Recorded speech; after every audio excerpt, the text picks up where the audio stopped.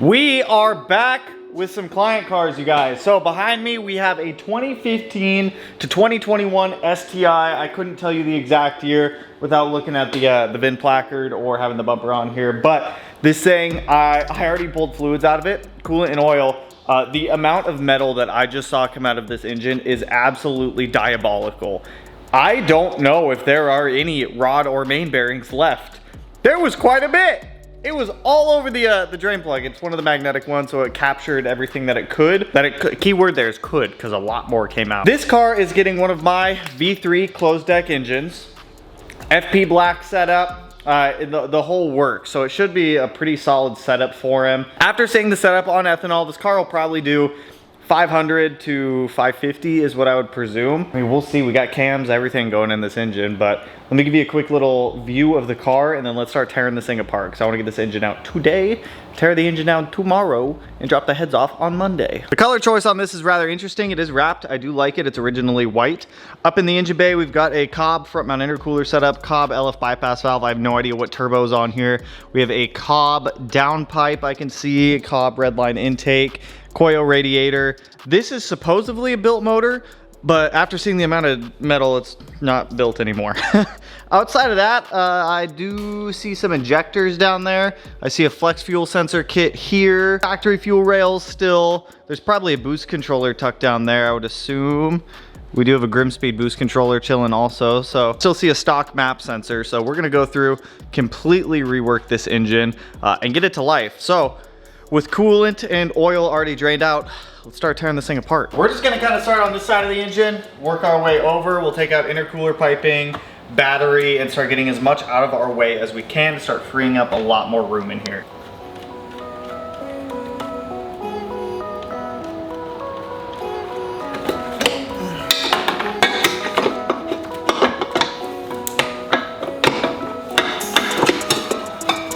Jesus Christ, dude. No battery tied out.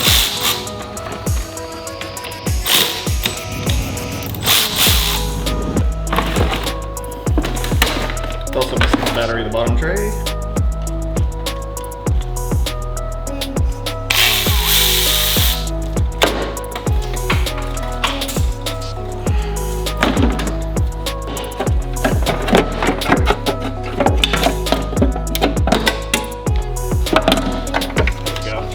I've already got the fans and the lower radiator hose disconnected, so it should just be this upper hose here. 2 hose clamps on this upper radiator hose. Okay, your radiator's leaking? Just keep adding clamps, dude. That'll fix the problem. Why tighten down the fitting, man? Who needs to tighten down the fitting?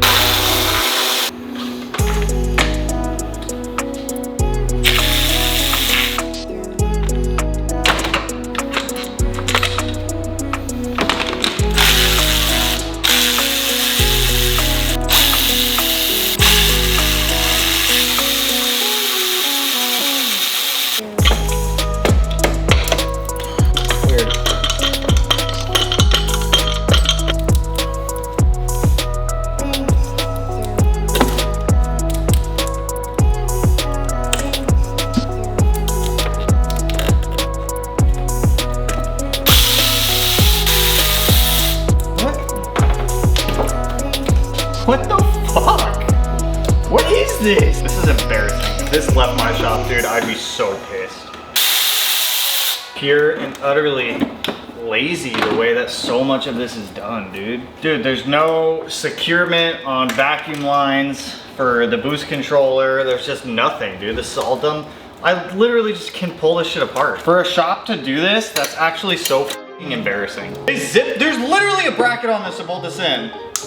And they zip tied it on. Oh my god, the f***ing engine harness is zip tied together. The secondary air pump can come out, which, it's missing a bolt, funny enough.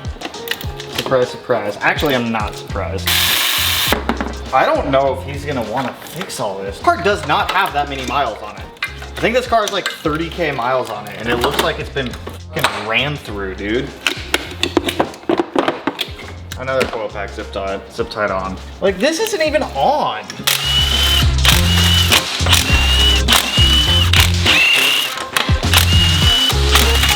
Come on, big boy.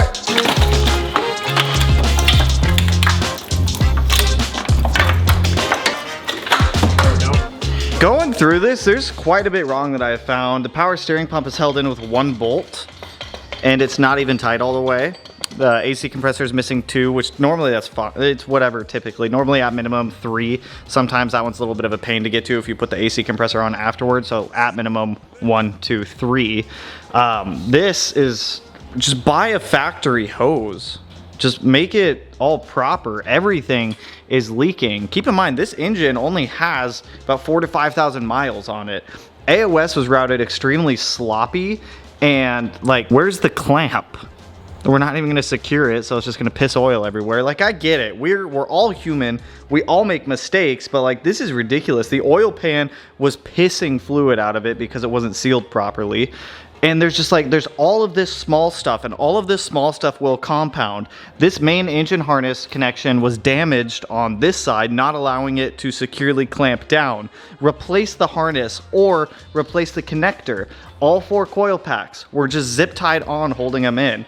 Once again, replace the connector or replace the harness. This is not hard. This is not hard. The shop that built this car put a sticker on the back of it. I would be embarrassed if I put one of my stickers on a car that I did something like this to. Like I said, don't get me wrong, we're all humans. We all make mistakes. Shit happens. But it's doing it right and fixing the problem if it does happen. I've warrantied a short block for somebody before out of my own pocket, because obviously I'm gonna make it right. It's not the client's responsibility to fix something when there's an issue. I have fixed head gaskets for people when I put a fire lock in and maybe it shifted a little bit, and I'll fix it for free because that's my responsibility building the car. It's not the client's responsibility to have to pay to fix a lot of this stuff. And unfortunately, I see this so often with shops because of all of the cars that I see come in. These shops run through these cars. They don't do things properly, they don't set things up right, and then the client gets left with a bill from that shop. They're given a car that's not gonna last them long, and then they're stuck paying another bill to fix everything the right way. Like, we need a new engine harness for this car because there's quite literally like 9 broken connectors on that. It's sad to see, and it's one reason why Subarus also get a bad reputation, is these shops, they do this, and then they give the cars back, and then people are like, oh, Subarus are so unreliable, and in reality, the car wasn't built right. So we're gonna keep tearing this thing down. We gotta get the downpipe off. We're gonna get this AOS out. That AOS is unfortunately trashed. I pulled off one of the oil lines. There's metal covered oil coming out of it. We're not putting that back on a fresh engine. It has a very high possibility of taking out a new engine.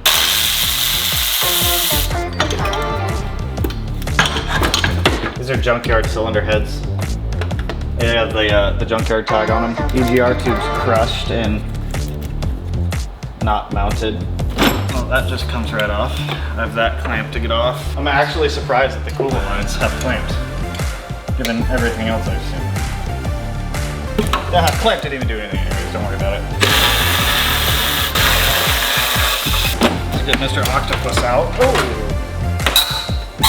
yeah, choke him.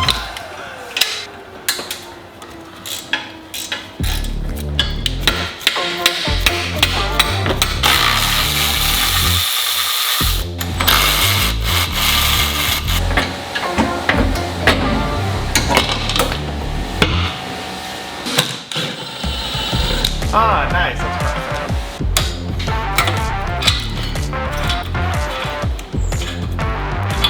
Fine. See if this thing wants to come out nicely. Fight you if I have to, but I don't want to.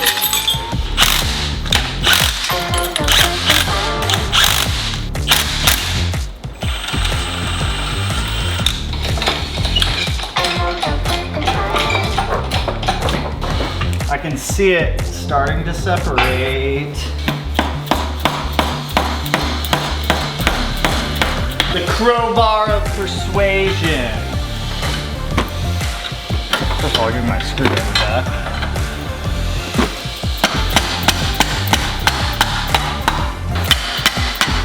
There we go.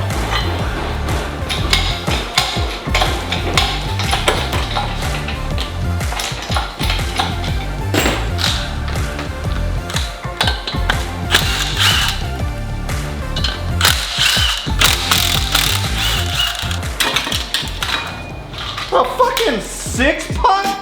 What the fuck is... No! No!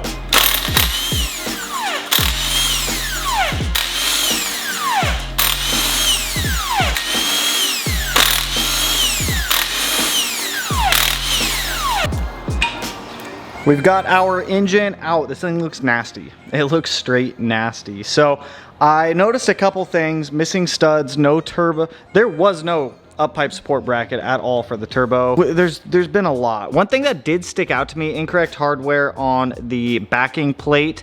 Not that those fasteners don't work, but if you're paying premium prices for a built engine, I would expect OE style fasteners on everything. The rear main seal, with how little miles this has, looks like it was reused, which is very concerning also. I'm just gonna rip this thing apart real quick.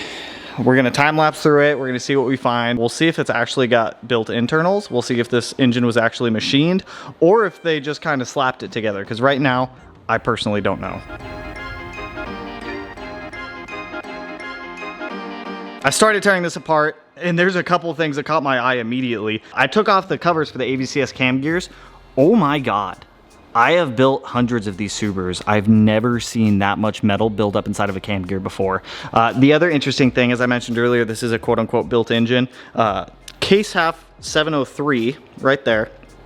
Case half 702. I also found junkyard heat tags on the cylinder heads. Now, with the case halves not matching, I'm not saying that you cannot mix and match case halves. You definitely can, but the amount of money it would cost in machine work to make two different case halves work together outweighs how much it would cost to buy a brand new set of case halves from Subaru to build a built engine.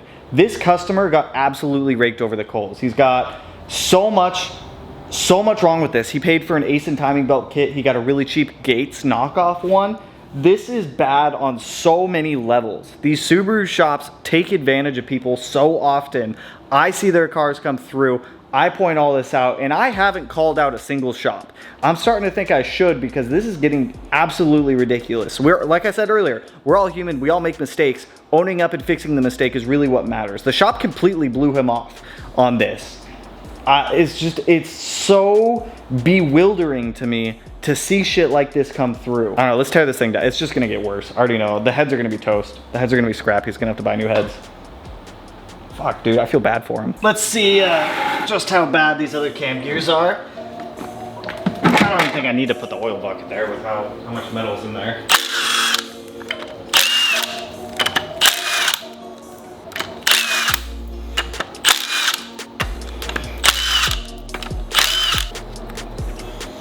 Also full of metal. This is the one I'm not as bad as the other side. Definitely still a lot of metal in there though. I gotta talk to the owner before we do anything, because I can already tell you based off how much metal I've seen. Those heads are scrap. I just want the bolts. Everything else can be in the trash.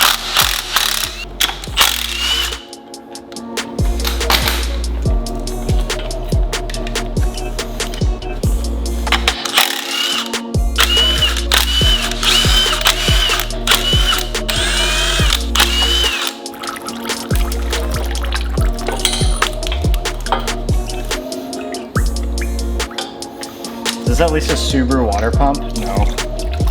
I don't have any lapping compound, so we're gonna hold off on the cam gears for right this second until I can go grab some. So we'll take everything else off that we can, run to the auto parts store, and then grab some. Whoever tuned it super fucking rich. If you round them, you have to drill them out. That's fine. All right. I have so much faith in you and everything, except this. What's that? I'm surprised. All right, Come on. Wow, I'm surprised. Come on.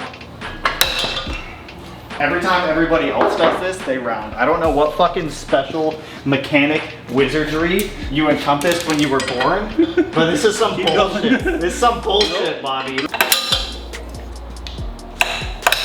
They put goop on the cam seals. Why are the cam seals all goopy? Timing cover's broken. Needs replaced. They glued it together. Garbage. Oh, you know what? Oh no, it's broken too. Timing covers are broken. Needs new timing covers. Yeah, no. Oh no, they did. They RTV'd it on with no O-rings. That's lovely.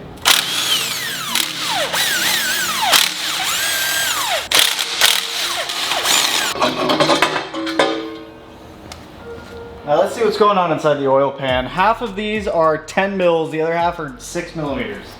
What is happening? Like, this feels like somebody started a shop and was like, I can build a Subaru engine. And then they just grabbed every spare part they had sitting around their shop and put this together. Why does it look like the head was ground down too? All right, now we just got a couple 10s left.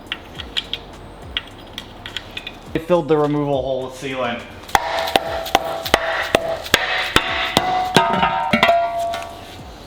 Woo! Oh my God. What the hell? Where's the other one? It's missing two.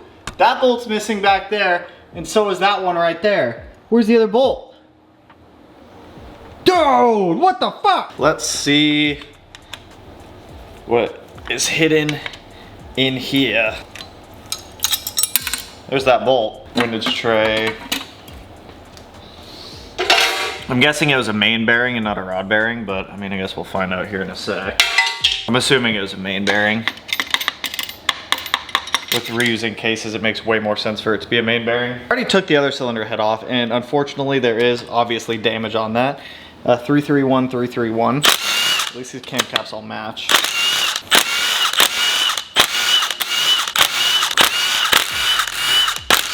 So another suspicion of mine has come to light, and I'm gonna explain a lot of this at the end of the video that might give you guys a little more insight as to kind of my findings on this, but this is, it almost looks like theft, like, to be completely honest. These cylinder heads were not original to this car. And we found broken timing covers as well.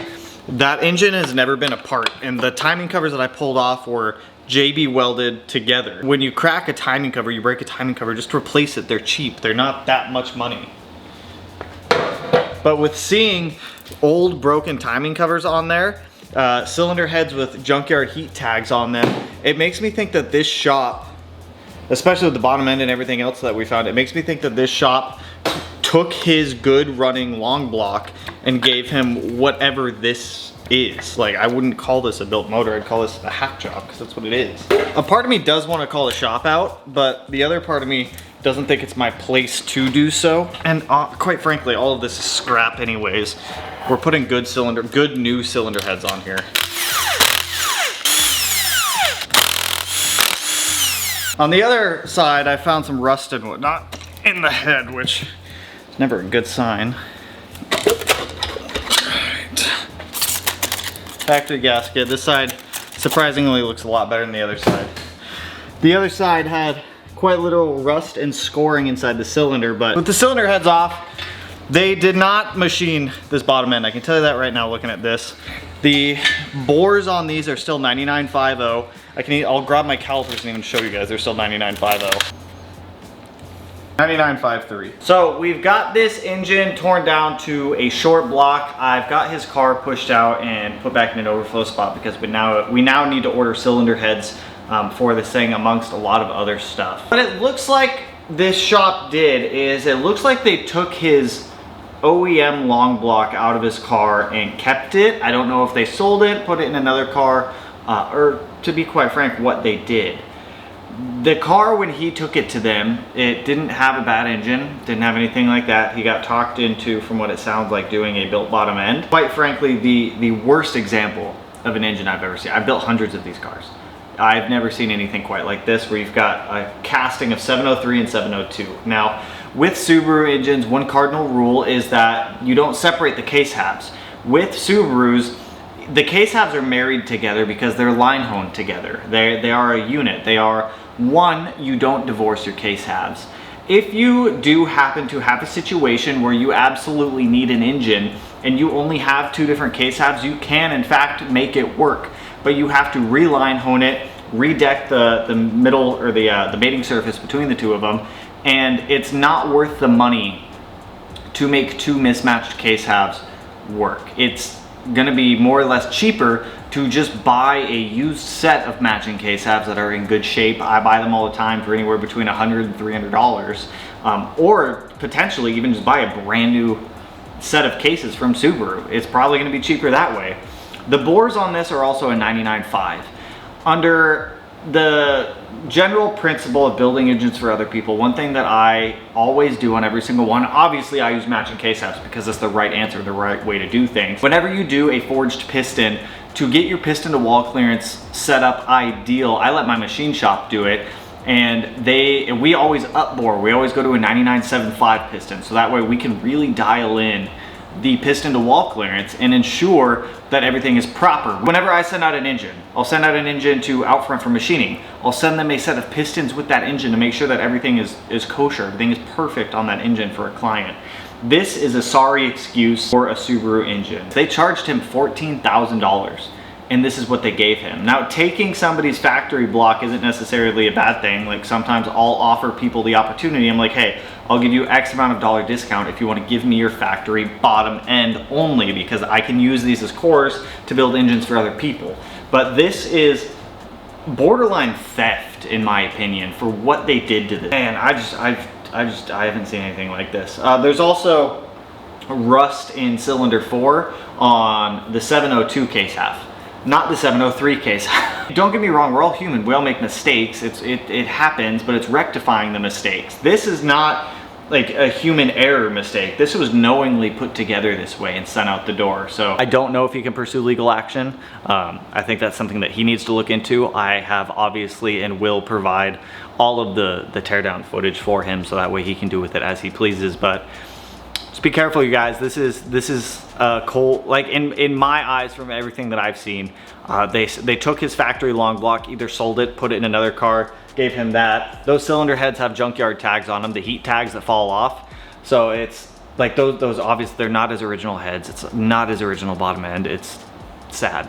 It's quite sad to see, and unfortunately, it does add to the reputation of Subarus or unreliable cars, because you get shit like that. But anyways, with that, that's all I got for you guys on this one. If you liked the video, if it helped you, go ahead and hit that like button. If you just wanted to see a really bad EJ teardown, hit the like button as well. If you dislike the video, dislike the video. If you don't like me, you can dislike the video. If you don't like hearing me talk, you can just do whatever you want, man. Free will. Free will. You can do whatever you want. But with that, that's all I got for you guys on this one. If you're not subscribed already and you want to be, I'll put it in one of these corners. No idea which one quite yet. But with that, I will catch you guys in the next one. So peace out, homies. Woo!